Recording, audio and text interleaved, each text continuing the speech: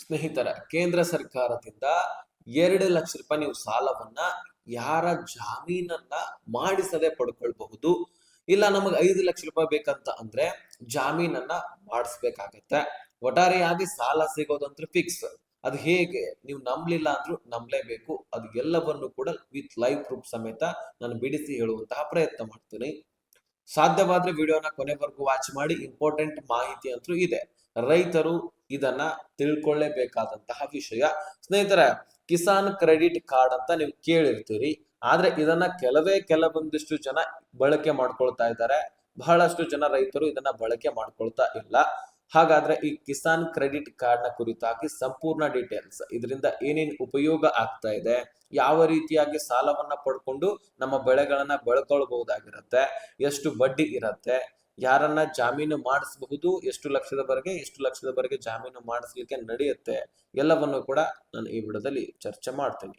ಸ್ನೇಹಿತರೆ, ಮೊದಲನೇದಾಗಿ ಈ ಕಿಸಾನ್ ಕ್ರೆಡಿಟ್ ಕಾರ್ಡ್ ಎಂದರೇನು, ಇದು ಯಾಕೆ ಬಳಕೆ ಆಗುತ್ತೆ ಅಂತ ನಾವು ತಿಳ್ಕೊಳ್ಳೋಣ. ಸ್ನೇಹಿತರೆ, ಸಾಮಾನ್ಯವಾಗಿ ಇದರಲ್ಲಿ ಬೀಜ ಜೊತೆಗೆ ಗೊಬ್ಬರ, ಕೀಟನಾಶಕ, ಕೃಷಿ ಕಾರ್ಮಿಕ ವೆಚ್ಚ, ಬೆಳೆ ಉತ್ಪಾದನಾ ವೆಚ್ಚ, ಅದೇ ರೀತಿಯಾಗಿ ಮಾರಾಟದ ನಂತರದ ವೆಚ್ಚ, ಜೊತೆಗೆ ಕೃಷಿಗೆ ಸಂಬಂಧಿಸಿದ ಕೆಲವು ಚಟುವಟಿಕೆಗಳಿಗೆ ಇದರ ಮುಖಾಂತರ ಸಾಲವನ್ನ ನೀವು ಪಡ್ಕೊಳ್ಬಹುದಾಗಿರುತ್ತೆ. ಕಿಸಾನ್ ಕ್ರೆಡಿಟ್ ಕಾರ್ಡ್ ನ ಮುಖಾಂತರ ನೀವು ಸಾಲವನ್ನ ಪಡ್ಕೊಳ್ಬಹುದು. ಬಹಳಷ್ಟು ರೈತರು ಸಾಲ ಸಿಗ್ತಾ ಇಲ್ಲ ಅಂತ ಪರದಾಡ್ತಾ ಇರ್ತೀರಿ. ಇಲ್ಲಿ ಒಂದು ಬೆಟರ್ ಆಪ್ಷನ್. ಕೆಸಿಸಿಗೆ ಎಷ್ಟು ಸಾಲ ಸಿಗಬಹುದು? ಸ್ನೇಹಿತರ, ಸಾಮಾನ್ಯವಾಗಿ 2 ಲಕ್ಷದಿಂದ 5 ಲಕ್ಷದವರೆಗೂ ಕೂಡ ಇಲ್ಲಿ ಸಾಲ ಸಿಗತ್ತೆ. ಹೌದು, ಇದು ಖಚಿತವಾಗಿ ನಿಮಗೆ ನಿಮ್ಮ ಬ್ಯಾಂಕ್ ಆಧಾರದ ಮೇಲೆ, ಅಂದ್ರೆ ಭೂಮಿ, ಬೆಳೆ, ಕೃಷಿ ವೆಚ್ಚ, ರಿಪ್ಲೇಸ್ಮೆಂಟ್, ಅದೇ ರೀತಿಯಾಗಿ ನಿಮ್ಮ ಕೆಪಾಸಿಟಿಯನ್ನ ತಿಳ್ಕೊಂಡು ಅದರ ಆಧಾರದ ಮೇಲೆ ನಿಮಗೆ ಸಾಲವನ್ನ ಕೊಡ್ತಾರೆ. 2 ಲಕ್ಷ ರೂಪಾಯಿ ಕೊಡಬೇಕಾ ಅಥವಾ 5 ಲಕ್ಷ ರೂಪಾಯಿ ಕೊಡಬೇಕಾ ಅಂತ ಅದನ್ನ ಬ್ಯಾಂಕ್ಗಳು ನಿರ್ಧರಿಸುತ್ತೆ.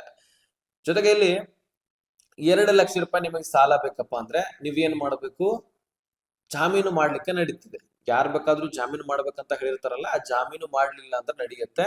ಇನ್ನು 2 ಲಕ್ಷಕ್ಕಿಂತ ಮೇಲ್ಪಟ್ಟಿನ ನಿಮಗೆ ಸಾಲ ಬೇಕು, ಉದಾಹರಣೆಗೆ 3 ಲಕ್ಷ ಬೇಕು, ನನಗೆ 4 ಲಕ್ಷ ರೂಪಾಯಿ ಬೇಕು, ಈ ರೀತಿ ಅಂದ್ರೆ ನೀವು ಅದಕ್ಕೆ ಜಾಮೀನು ಮಾಡಿಸಬೇಕಾಗತ್ತೆ. ಇದು ಕಡ್ಡಾಯವಾದಂಥದ್ದು ಮತ್ತು ಇದು ಬ್ಯಾಂಕ್ಗಳ ಆಧಾರದ ಮೇಲೆ ನಿಗದಿಪಡುತ್ತೆ. ಬ್ಯಾಂಕ್ಗಳ ನಿಯಮಗಳು ಎಲ್ಲದ್ರದ್ದು ಬೇರೆ ಬೇರೆ ಇರುತ್ತೆ. ಸೊ ಅದಕ್ಕಾಗಿ ಆ ನಿಯಮಗಳ ಆಧಾರದ ಮೇಲೆ ನಿಮಗೆ ಎಷ್ಟು 1 ಲಕ್ಷ ರೂಪಾಯಿ ಕೊಡಬೇಕು, ನೀವು ಜಾಮೀನ ಮಾಡಿಸ್ಬೇಕಾ ಅಥವಾ ಬೇಡವಾ ಅನ್ನುವಂಥದ್ದನ್ನ ನಿರ್ಧರಿಸಲಾಗತ್ತೆ. ಇನ್ನು ಸ್ನೇಹಿತರೆ, ಈ ಕೆಸಿಸಿ ಪಡೆಯಲು ಅಂದ್ರೆ ಕಿಸಾನ್ ಕ್ರೆಡಿಟ್ ಕಾರ್ಡ್ ನೀವು ಸಾಲವನ್ನ ಪಡಿಲಿಕ್ಕೆ ಏನೇನ್ ಡಾಕ್ಯುಮೆಂಟ್ಸ್ ಗಳನ್ನ ಬೇಕಾಗತ್ತೆ ಅಂತ ನಾನು ಹೇಳ್ತೀನಿ, ಮತ್ತೆ ಎಲ್ಲಿ ಹೋಗಿ ಸಲ್ಲಿಸಬೇಕೆಲ್ಲವೂ ಕೂಡ ಹೇಳ್ತೀನಿ. ಸ್ವಲ್ಪ ಸಮಾಧಾನವಾಗಿ ತಿಳ್ಕೊಳ್ಳಿ. ಆಧಾರ್ ಕಾರ್ಡ್ ಬೇಕು, ಜೊತೆಗೆ ಆಧಾರ್ ಕಾರ್ಡ್ಗೆ ಲಿಂಕ್ ಇರುವಂತಹ ಮೊಬೈಲ್ ಸಂಖ್ಯೆ ಬೇಕು, ಜೊತೆಗೆ ಬ್ಯಾಂಕ್ ಪಾಸ್ಬುಕ್ ಬೇಕು, ಜೊತೆಗೆ ಭೂಮಿ ದಾಖಲೆ RTC ಪಹಣಿ ಅಂತಾನು ಕೂಡ ಕರಿತೀವಿ, ಅದು ಬೇಕಾಗತ್ತೆ. ಅದು ಇಂಪಾರ್ಟೆಂಟ್. ಅದು ಆಧಾರ್ ಕಾರ್ಡ್ಗೂ ಕೂಡ ಲಿಂಕ್ ಆಗಿರಬೇಕು. ಇನ್ನು ಬೆಳೆಯ ವಿವರ, ಯಾವ ಬೆಳೆಯನ್ನ ಬೆಳೆದಿದ್ರಿ ಅದು ಬೇಕು, ಜೊತೆಗೆ ಪಾಸ್ಪೋರ್ಟ್ ಸೈಜ್ ಫೋಟೋ ಬೇಕಾಗತ್ತೆ, ಪ್ಯಾನ್ ಕಾರ್ಡ್ ಬೇಕಾಗತ್ತೆ, ಜೊತೆಗೆ ನೀವು ಇನ್ನು ಇದಕ್ಕೆ ಸಂಬಂಧಿಸಿದಂತಹ ಹೆಚ್ಚುವರಿ ಡಾಕ್ಯುಮೆಂಟ್ಸ್ ಗಳು ಬೇಕಾಗತ್ತೆ. ಇನ್ನು ಬ್ಯಾಂಕ್ಗಳ ನಿಯಮದ ಪ್ರಕಾರ ಬ್ಯಾಂಕ್ನವರು ಹೇಳ್ತಾರೆ. ಇನ್ನು ಬ್ಯಾಂಕ್ ಕೇಳುವಂತಹ ಈ KYC ದಾಖಲಾತಿಗಳು ಬೇಕಾಗತ್ತೆ. ಎಲ್ಲಾ ಡಾಕ್ಯುಮೆಂಟ್ಸ್ ಗಳಿಗೆ ಈ KYC ಆಗಿರಬೇಕು, ಒಂದಕ್ಕೊಂದು ಅಟ್ಯಾಚ್ ಇರಬೇಕು. ಇಷ್ಟೆಲ್ಲ ಕಂಪ್ಲೀಟ್ ಆಯ್ತಾ? ಸೊ ಹಾಗಾದ್ರೆ KYC ಗೆ ಎಲ್ಲಿ ನೀವು ಅರ್ಜಿಯನ್ನ ಸಲ್ಲಿಸಬಹುದಾಗಿರುತ್ತೆ? ಉದಾಹರಣೆಗೆ ಸ್ನೇಹಿತರೆ, ಈ KCC ಕಾರ್ಡ್ ಇದ್ದಂತವರಿಗೆ ಅಂದ್ರೆ ಕಿಸಾನ್ ಕ್ರೆಡಿಟ್ ಕಾರ್ಡ್ ಇದ್ದಂತವರಿಗೆ ಕಮರ್ಷಿಯಲ್ ಬ್ಯಾಂಕ್ ನಲ್ಲಿ ಲೋನ್ ಸಿಗತ್ತೆ, RRB ಬ್ಯಾಂಕ್ ನಲ್ಲಿ ಲೋನ್ ಸಿಗತ್ತೆ, ಜೊತೆಗೆ ಕೋಆಪರೇಟಿವ್ ಬ್ಯಾಂಕ್ ನಲ್ಲಿ ಕೂಡ ಇದಕ್ಕೆ ಲೋನ್ ಸಿಗುವಂತದ್ದು. ಹೌದು, ಕಿಸಾನ್ ಕ್ರೆಡಿಟ್ ಕಾರ್ಡ್ ಇದ್ರೆ ಸಾಕು, ಈ ರೀತಿ ನೀವು ಒಂದು ಲೋನ್ ಗಳನ್ನ ಪಡ್ಕೊಂಡು ಅದನ್ನ ನೀವು ಮತ್ತೆ ರಿಟರ್ನ್ ಮಾಡಬಹುದು. ಅದು ಆದ ತಕ್ಷಣ ಅದು ಮುಟ್ತದೆ, ಎಲ್ಲವೂ ಕೂಡ ಸರಿಯಾಗಿ ತುಂಬಿರ್ತೀರಿ, ಯಾವುದೇ ರೀತಿ ಹೆಚ್ಚುವರಿ ಬಡ್ಡಿ ಬಿದ್ದಿರೋದಿಲ್ಲ. ಅದಕ್ಕಾಗಿ ನಿಮ್ಗೆ ಹೆಚ್ಚುವರಿ ಮುಂಚೆ ಹೆಚ್ಚಾಗಿ ಲೋನ್ಗಳು ಸಿಗುವಂತದ್ದು. ಈಗ 2 ಲಕ್ಷ ರೂಪಾಯಿ ಸಿಕ್ಕರೆ 3 ಲಕ್ಷ ರೂಪಾಯಿ ಸಿಗತ್ತೆ. 3 ಲಕ್ಷ ರೂಪಾಯಿ ಸಿಕ್ಕಿದ್ರೆ ಕಂಪ್ಲೀಟ್ ಆಗಿ ಮಾಡಿದ್ರೆ ನೀವು 4 ಲಕ್ಷ ರೂಪಾಯಿ, 5 ಲಕ್ಷ ರೂಪಾಯಿ ಈ ರೀತಿಯಾಗಿ ನಿಮಗೆ ಲೋನ್ ಸಿಗುವಂತದ್ದು. ಅದರಿಂದ ನೀವು ಬೆಳೆಗಳನ್ನ ಬೆಳೆದು ಆ ಬೆಳೆಗಳಿಂದ ಬಂದಿರತಕ್ಕಂತಹ ಆದಾಯವನ್ನ ತೀರಿಸಬಹುದು, ಮತ್ತೆ ಲೋನ್ ಖಂಡಿತವಾಗೂ ಅದನ್ನ ಕ್ಲಿಯರ್ ಮಾಡಬಹುದಾಗಿರುತ್ತೆ. ಇನ್ನು ಸ್ನೇಹಿತರ, ಈ ಒಂದು KCC ಅರ್ಜಿ ಸಲ್ಲಿಸುವಂತಹ ಸ್ಟೆಪ್ ಬೈ ಸ್ಟೆಪ್ ವಿಧಾನ ನಿಮಗೆ ಹೇಳ್ತೇನೆ ನಾನು. ಯಾವ ರೀತಿಯಾಗಿ ಈ KCC ಗೆ ಅರ್ಜಿಯನ್ನ ಸಲ್ಲಿಸಬೇಕು ಏನು ಇಲ್ಲ. ನೀವು ಆಯಾ ಬ್ಯಾಂಕ್ಗಳಿಗೆ ಭೇಟಿ ಕೊಡ್ತೀರಿ, ಅಲ್ಲಿ ಆಲ್ರೆಡಿ ಇದರ ಬಗ್ಗೆ ಕುರಿತಾಗಿ ಸಾಕಷ್ಟು ಜನ ಕೆಲಸ ಕಾರ್ಮಿಕರು ಇರ್ತಾರೆ. ಅವ್ರು ಕೇಳೋದು ನಿಮ್ಮ ಹೆಸರು, ಆದಾಯದ ವಿವರ ಕೇಳ್ತಾರೆ, ವಿಳಾಸ ಕೇಳ್ತಾರೆ, ಬ್ಯಾಂಕ್ ಖಾತೆ ಕೇಳ್ತಾರೆ, ಜಮೀನಿನ ವಿವರ ಅಂದ್ರೆ ನಿಮ್ಮ ಒಂದು ಬೆಳೆಗಳ ಅಥವಾ ನಿಮ್ಮ ಜಾಮೀನಿನಲ್ಲಿರ್ತಕ್ಕಂಥ ಡಾಕ್ಯುಮೆಂಟ್ಸ್ಗಳು, ಎಷ್ಟು ಜಮೀನಿದೆ ಅದರ ಬಗ್ಗೆ ವಿವರ, ಬೆಳೆಯ ವಿವರ, ಬೇಕಾಗುವಂತಹ ಸಾಲದ ಮೊತ್ತ, ಇವರೆಲ್ಲದರ ಬಗ್ಗೆ ಭರ್ತಿ ಮಾಡ್ತಾರೆ. ಅದಾದ ಬಳಿಕ ಅದನ್ನ ಅಲ್ಲಿ ಸಬ್ಮಿಟ್ ಮಾಡ್ತಾರೆ. ಸೊ ಪಹಣಿ ಸೇರಿದಂತೆ ಅಗತ್ಯ ದಾಖಲೆಗಳನ್ನ ಸೇರಿಸ್ತಾರೆ. ಬ್ಯಾಂಕ್ ನಿಮ್ಮ ದಾಖಲಾತಿಗಳನ್ನ ಕೃಷಿ ಸಾಲಕ್ಕೆ ನೀವು ಅರ್ಹತೆ ಹೊಂದಿದಿರಿಲ್ಲ ಅಂತ ಪರಿಶೀಲನೆ ಮಾಡುತ್ತೆ. ಸೊ ಪರಿಶೀಲನೆ ಮಾಡಿದ ತಕ್ಷಣ ನೀವು ಅರ್ಹತೆ ಹೊಂದಿದ್ರೆ ನಿಮಗೆ ಇದರ ಮುಖಾಂತರ ಲೋನ್ ಸಿಗುವಂತದ್ದು. ಸೊ ಹಾಗಾದ್ರೆ ಇದೆಲ್ಲವೂ ಕೂಡ ನಿಮಗೆ ಕ್ಲಾರಿಫಿಕೇಶನ್ ಸಿಕ್ಕಾಗಿದೆ. ಆದ್ರೆ ನಿಮಗೆ ಕಿಸಾನ್ ಕ್ರೆಡಿಟ್ ಕಾರ್ಡ್ ಅನ್ನ ಪಡ್ಕೊಳ್ಳೋದು ಹೇಗೆ ಅಂತ ಕೆಲವೊಂದಿಷ್ಟು ಜನರಿಗೆ ಗೊತ್ತಿರೋದಿಲ್ಲ. ಈ ಸಮಸ್ಯೆಗೂ ಕೂಡ ಇರುತ್ತೆ. ಸೊ ಇದನ್ನ ನೀವು ಪಡ್ಕೊಳ್ಬೇಕಂದ್ರೆ ಕಿಸಾನ್ ಕ್ರೆಡಿಟ್ ಕಾರ್ಡ್ ಅನ್ನ ನೀವು ಈ ಕಾಪರ್ ಲೋಡ್ ಗಳನ್ನ ಅಪ್ಲಿಕೇಶನ್ ಫಾರ್ಮ್ ಅನ್ನ ಕೇಳಬೇಕಾಗತ್ತೆ. ಎಲ್ಲಿಯಪ್ಪ ಅಂದ್ರೆ ಬ್ಯಾಂಕ್ಗಳಲ್ಲಿನೇ ನಿಮಗೆ ಈ ಒಂದು ಸಿಗುವಂತದ್ದು. ಒಂದು ಈಗ ಕಮರ್ಷಿಯಲ್ ಬ್ಯಾಂಕ್ ಆಗಿರ್ಲಿ, RRB ಬ್ಯಾಂಕ್ ಆಗಿರ್ಲಿ, ಕೋಆಪರೇಟಿವ್ ಬ್ಯಾಂಕ್ ಆಗಿರ್ಲಿ, ಅಥವಾ ಸ್ಮಾಲ್ ಫೈನಾನ್ಸಿಯಲ್ ಒಂದು ಬ್ಯಾಂಕ್ಗಳಲ್ಲಿ ನಿಮಗೆ ಈ ಒಂದು ಕಾರ್ಡ್ ಸಿಗುವಂತದ್ದು.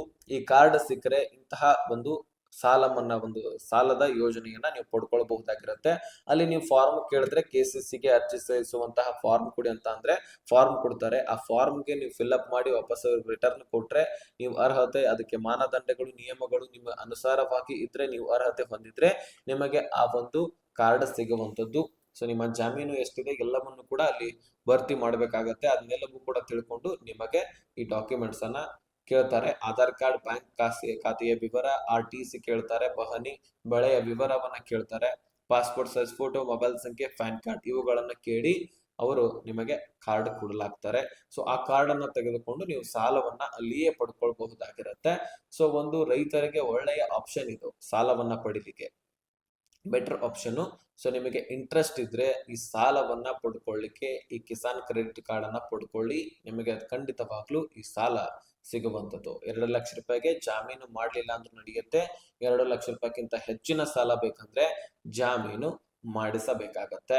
ಓಕೆ, ಇದ್ರ ಬಗ್ಗೆ ಏನೇ ಪ್ರಶ್ನೆಗಳಿದ್ರು ಡಿಸ್ಕ್ರಿಪ್ಷನ್ ಅಲ್ಲಿ ಇನ್ಸ್ಟಾಗ್ರಾಮ್ ಲಿಂಕ್ ಕೊಟ್ಟಿರ್ತೀನಿ, ಅಲ್ಲಿಂದ ನನಗೆ ಖಂಡಿತವಾಗ್ಲೂ ಮೆಸೇಜ್ ಮಾಡಿ. ಯಾರು ಕೂಡ ತಲೆ ಕೆಡಿಸ್ಕೊಳ್ಬೇಡಿ, ನಾನು ರಿಪ್ಲೈ ಕೊಡ್ತೀನಿ. ಖಂಡಿತವಾಗ್ಲೂ ನಿಮಗೆ ಇದ್ರ ಬಗ್ಗೆ ಅಪ್ಡೇಟ್ ಕೊಡ್ತೀನಿ. ಇನ್ನೊಂದು, ನಿಮ್ಮ ಪಹಣಿಗೆ ಆಧಾರ್ ಕಾರ್ಡ್ ಲಿಂಕ್ ಮಾಡಿಸ್ಕೊಳ್ಳೋದಂತೂ ಅತಿ ಅವಶ್ಯಕ ಆಗಿಬಿಟ್ಟಿದೆ.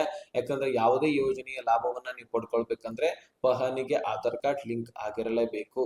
ಹೌದು ಸ್ನೇಹಿತರೆ, ಈ ಪಹಣಿಗೆ ಆಧಾರ್ ಕಾರ್ಡ್ ಲಿಂಕ್ ಆದ್ರೆ ಮಾತ್ರ ನೀವು ಇಂತಹ ಎಲ್ಲ ಯೋಜನೆಗಳ ಲಾಭವನ್ನ ಪಡಿಲಿಕ್ಕೆ ಸಾಧ್ಯ. ಖಂಡಿತವಾಗ್ಲೂ ಇದು ಸರ್ಕಾರದಿಂದ ಬಂದಿರತಕ್ಕಂತಹ ಅಪ್ಡೇಟ್. ಪಹಣಿಗೆ ಆಧಾರ್ ಕಾರ್ಡ್ ಲಿಂಕ್ ಮಾಡಿಸಿದ್ರೆ ಮಾತ್ರ ನಿಮ್ಗೆಲ್ಲ PM ಕಿಸಾನ್ ಈಗಾಗಲೇ ಸಾಲ ಮನ್ನಾ ಮಾಡಿದ್ರು ಸಹಿತ ಸರ್ಕಾರ, ಜೊತೆಗೆ ಬರ ಪರಿಹಾರ ಕೊಟ್ರೆ ಅಂತದ್ದೆಲ್ಲವನ್ನು ಕೂಡ ನೀವು ಪಡ್ಕೊಳ್ಬೇಕಂದ್ರೆ ನೀವು ಈ ಒಂದು ಪಹಣಿಗೆ ಆಧಾರ್ ಕಾರ್ಡ್ ಅನ್ನ ಲಿಂಕ್ ಮಾಡಿಸಬೇಕು.